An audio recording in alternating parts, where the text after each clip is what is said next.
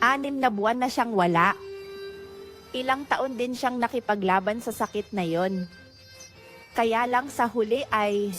Siya ang tumutulong sa akin. Kita-kits O, Soke, sa mga susunod na videos. bakit siya namumuhay ng ganyan?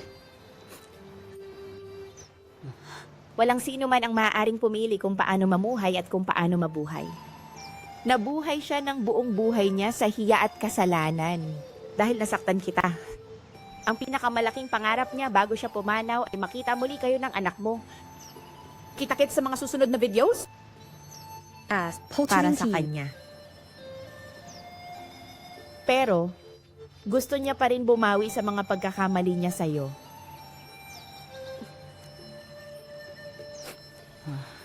Bakit mo siya tinanggap ng ganun-ganun na lang? Hindi ka ba galit sa akin?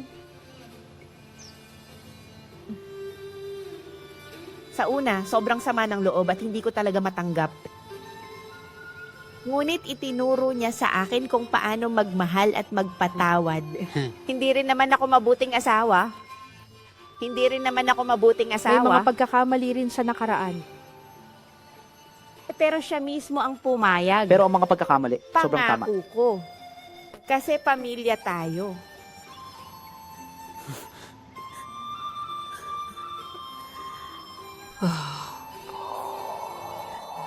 Galit siya lagi sa akin. Kailangan itong ibigay mamaya para kay Lola. Ngayon naman ay makikita ko na siya. Hindi ko maintindihan kung bakit siya palaging humihingi ng tulong kay Lola.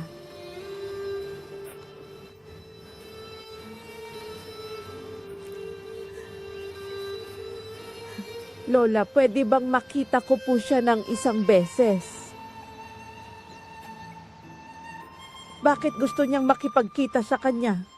Wala naman siyang kinalaman sa kanya. Gusto ko lang matupad ang pangarap niya. Sana tanggapin mo yung kahilingan ko. Pangako ko, magiging sikreto to at walang makakaalam.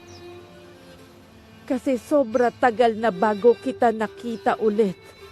Kaya sana tanggapin mo yung kahilingan ko. Ngayon nitong weekend ay umuwi na ako sa Amerika.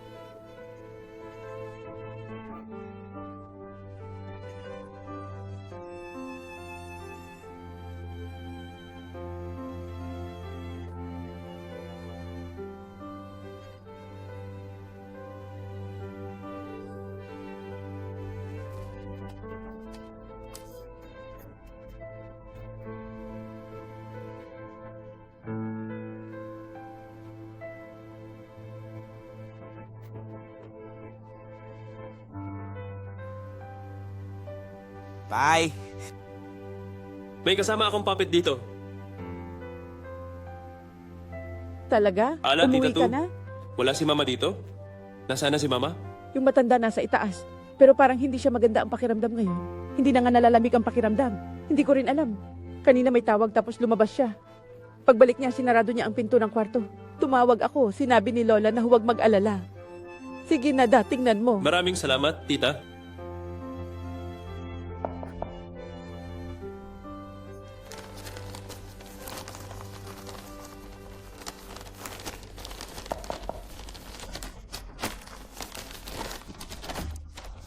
Taanan mo muna. Hintayin mo lang ng konti. Nawala. Parang umiyak si Mama ah. Ano ba ang nangyari kanina? Naikwento mo na sa akin. Galit na naman si Mama.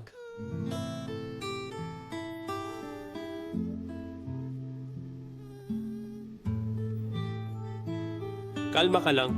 Kung may problema, sabihin mo sa akin.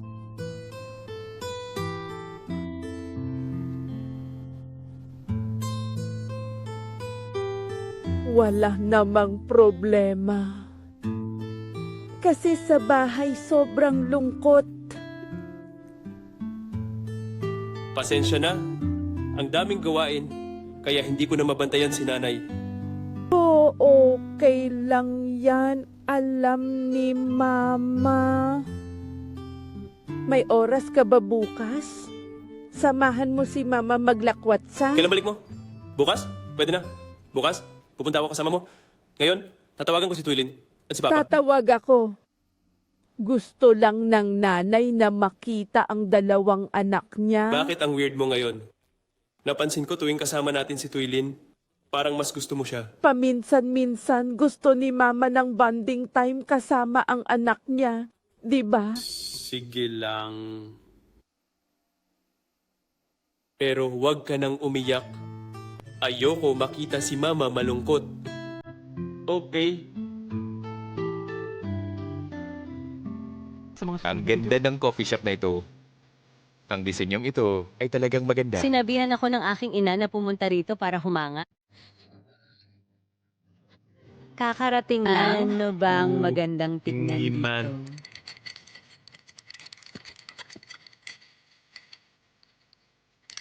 Nanay, mag-order ako para sa iyo kumain, okay? Sige na, kaninang umaga kumain na tayo. Grabe, ngayon ko lang nakita na ang haba pala ng pila sa lugar na to. Ano? Kamusta ate? Sawa na ako? Oh, kamusta po?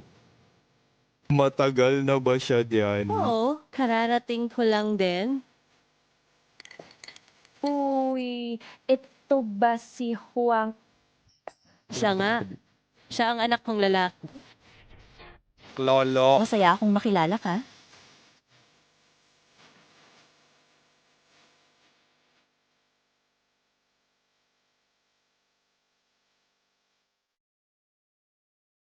Ate Tuong.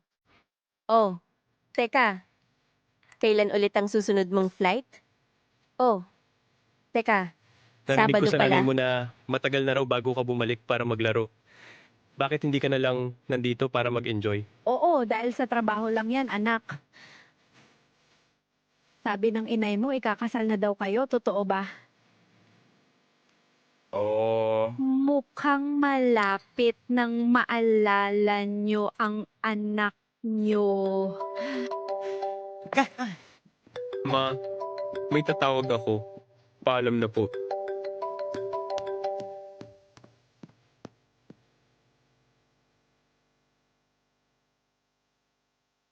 Ang bata magaling kumanta tulad niya. Para bang nakikita ko siya nung bata pa siya. Tara na. Kapag nalaman niyang natagpuan ko na ang lola at apo, siguradong matutuwa siya ng sobra. Simula sa oras na ito, makakapagpahinga siya ng maayos. Naniniwala pa rin siya na ang kanyang kasalukuyang ama ay ang kanyang tunay na ama. At ganun din siya. Ayoko na mangyari ulit ito kahit kailan. Isipin mo na lang ito ang huli nating pagkikita. Sana itago mo itong lihim hanggang sa huli. Ipinapangako ko sa'yo. Ito ang totoo. Kung mabubuhay ako, kakain ako. Kung mamamatay ako, dadalhin ko ito. Pinagsabihan din niya ako nang makausap ko na ang bata. Kaya hindi niya dapat guluhin ang buhay nila ng apo niya. Hindi niya nagawa ang tungkulin niya bilang tatay. Yan lang talaga ang pwede niyang gawin para dito.